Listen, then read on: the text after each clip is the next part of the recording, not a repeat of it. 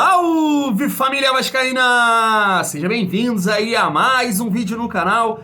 Eu sou o Thiago, você está no canal Vasca em Família. Se não for inscrito aqui, já dá aquela moral, se inscreve no nosso canal. Deixa o like pra gente estar chegando a mais vascaínos.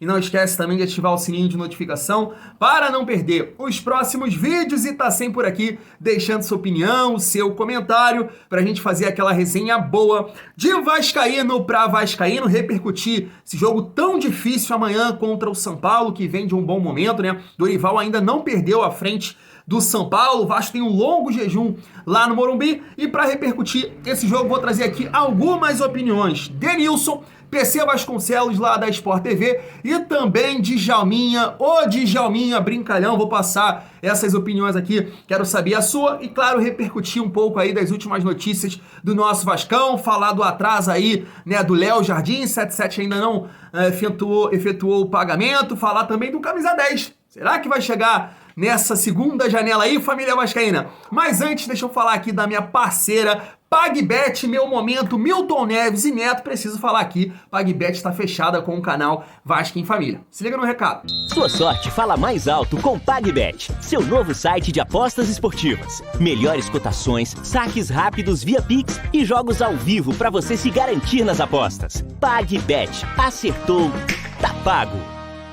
Tá aí, se você quiser conhecer a plataforma da PagBet, eu vou deixar o link aqui no primeiro comentário fixado. O cadastro é muito rápido, sem burocracia. Se você tiver qualquer dúvida, eles têm um suporte humanizado lá, vai te ajudar bastante. E você deve estar se perguntando o seguinte: Thiago, quanto eu preciso para começar na PagBet? Vou te responder aqui rapidamente.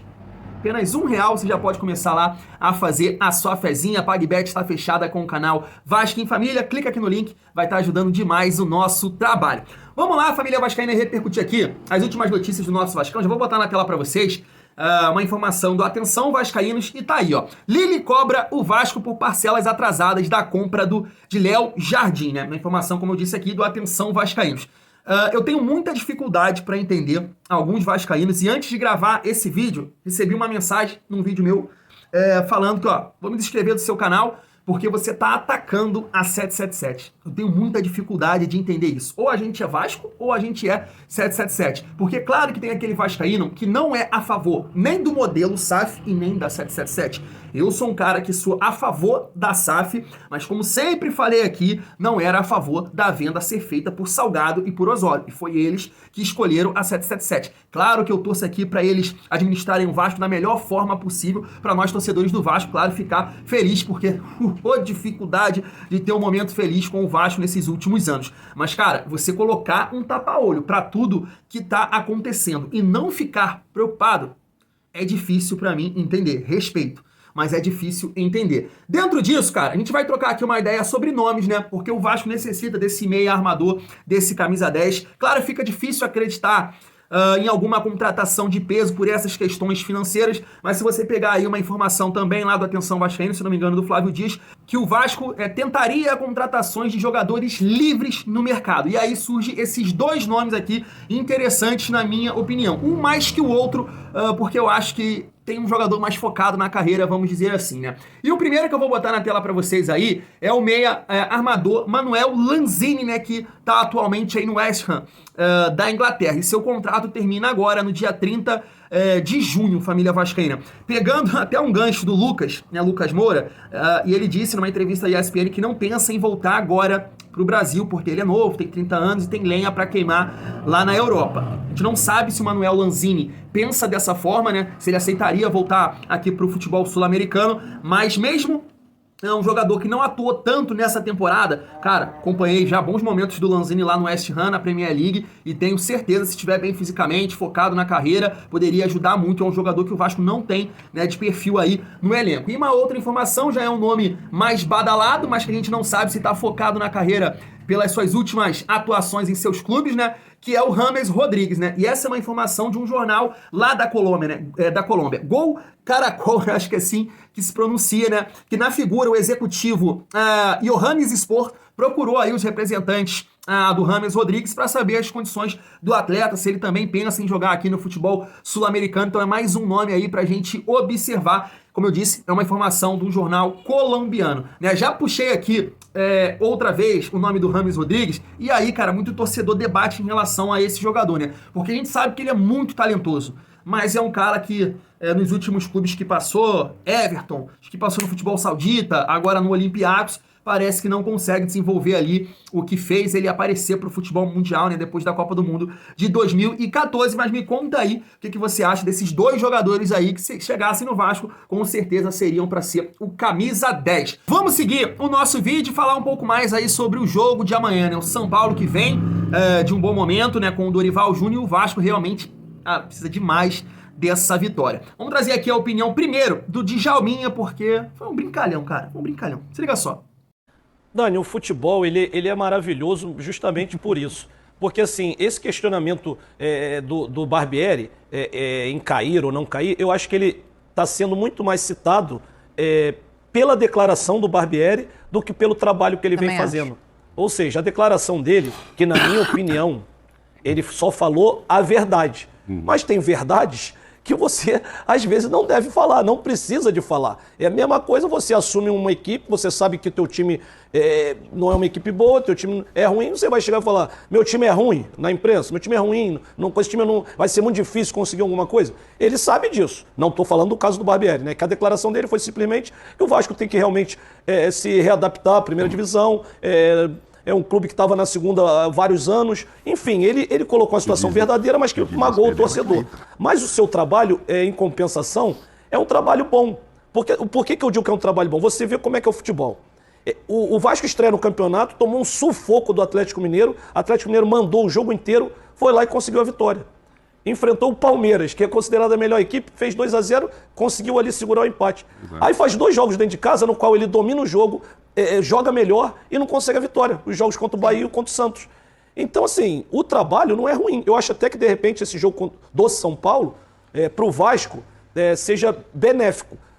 O momento do Vasco não está bom, do São Paulo é maravilhoso, mas o São Paulo vai tomar iniciativa. E essa equipe do Vasco, ela está tendo muita dificuldade em tomar iniciativa de jogo, em controlar o jogo quando joga na sua casa. De repente, fora de casa, o São Paulo vai tomar iniciativa, vai buscar o gol, essa equipe consegue, num ponto forte que o Vasco tem, que são jogadores de velocidade na frente, tem esses jogadores, e explorando um contra-ataque possível sair com uma vitória de São Paulo. Porque a grande dificuldade do Vasco está sendo em propor o jogo. Agora, o trabalho do Barbieri não é ruim, é um bom trabalho. E a gente tem que saber quais peças que ele tem. O Vasco não é esse timaço todo. A gente falou desde o Campeonato Carioca. O Vasco precisa de contratações. Aí começa o campeonato, teoricamente, se enganando, né, com uma vitória contra o Atlético Mineiro, uma equipe poderosa, depois empata contra o Palmeiras.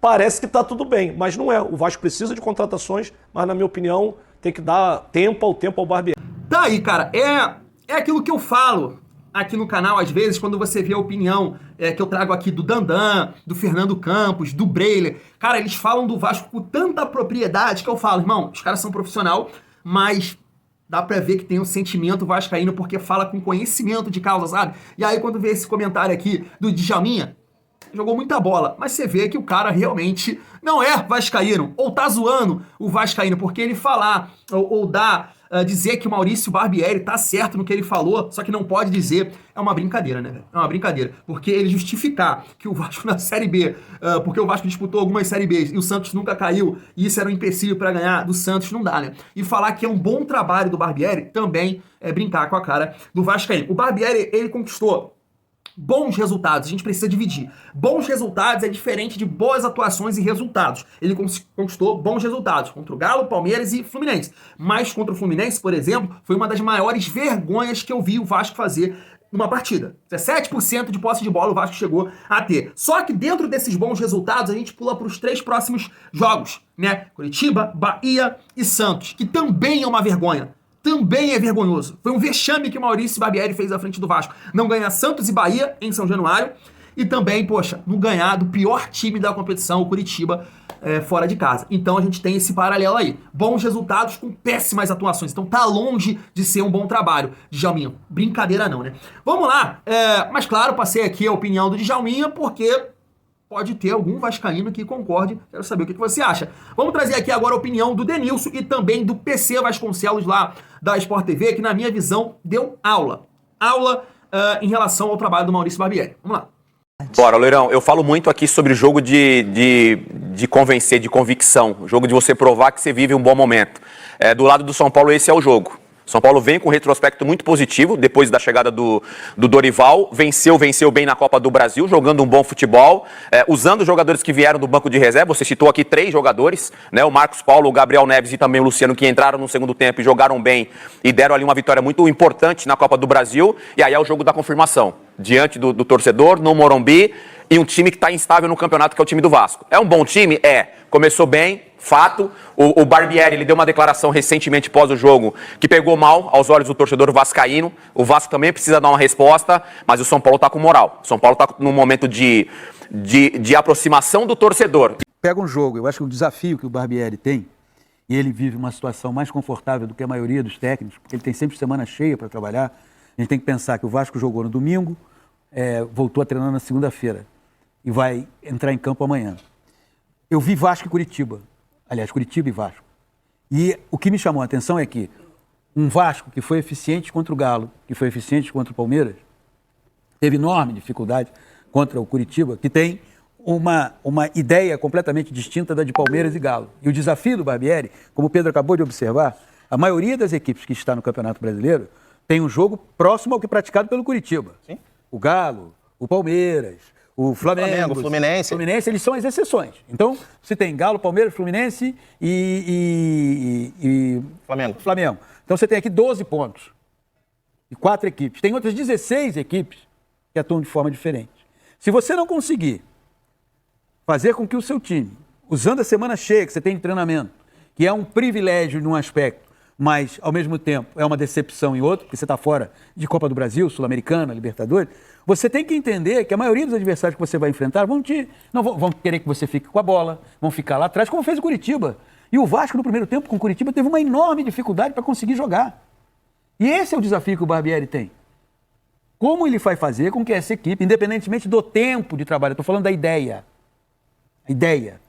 como ele vai fazer com que essa equipe, treinada por ele, quando enfrentar esses times cujo perfil é da maioria, e aí o desfalque Tá aí, pegando o primeiro comentário, o gancho do Denilson falando do bom momento do São Paulo, mas cara, o bom momento do São Paulo eu acho que tá muito mais ligado ao Dorival Júnior do que propriamente o elenco. Eu quero falar aqui o time titular, o provável time titular que deve entrar em campo amanhã contra o Vasco, depois de uma sequência de jogos, depois de não ter tempo para trabalhar, porque joga Brasileiro, Copa do Brasil, Sul-Americana, não tem tempo, né? Um compromisso atrás do outro. E mesmo assim o Dorival tá conseguindo ajustar um time limitadíssimo do São Paulo. Vamos lá para a escalação, a provável: Rafael, Rafinha, Alan Franco, Beraldo e Patrick.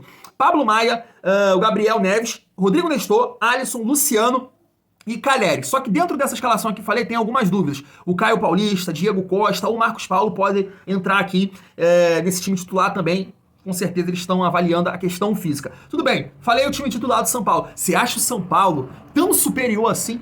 Para em pouco tempo de trabalho o Dorival Júnior conseguir ajustar, o time tem limitações, principalmente na frente. A gente trouxe aqui o Thiago Life, o Barolo para falar sobre o São Paulo, né? Falou, não, o time tem muita dificuldade, mas conseguiu ajustar. E não é um time totalmente covarde como o Vasco, ou tem tanta dificuldade assim para criação, porque tem um treinador para ajustar algumas coisas, coisa que o Maurício Barbieri não o faz. E aí, pegando outro gancho aí do PC Vasconcelos, analisando muito bem essa questão do Brasileirão, que é o Vasco jogar nos contra-ataques, ele falou aí, né? Tem o Galo, tem o Fluminense, tem o Flamengo, tem o Palmeiras que jogam dessa forma, né? Propondo o jogo, tem qualidade para isso. Mas os outros adversários vão ver que o Vasco é um time limitadíssimo, né, na questão de criação. É um time que a gente pode dizer previsível, porque ele não muda. E aí você pega a provável escalação aqui do GE. Claro que até o início do jogo eu espero que ele possa fazer alguma coisa diferente. Mas pelo jeito, pela informação do GE, ele vai repetir o time que entrou em campo contra o Santos. E aí, né, com Léo Jardim, Bambu, Léo, Mita e Piton. Jair de primeiro volante, dando liberdade para Galarça e Barros. No ataque, Figueiredo, Peck e Pedro Raul. Como eu disse aqui, cara, se é para entrar desse jeito, com Figueiredo e com Peck, cara, chama o Zé Ricardo de volta.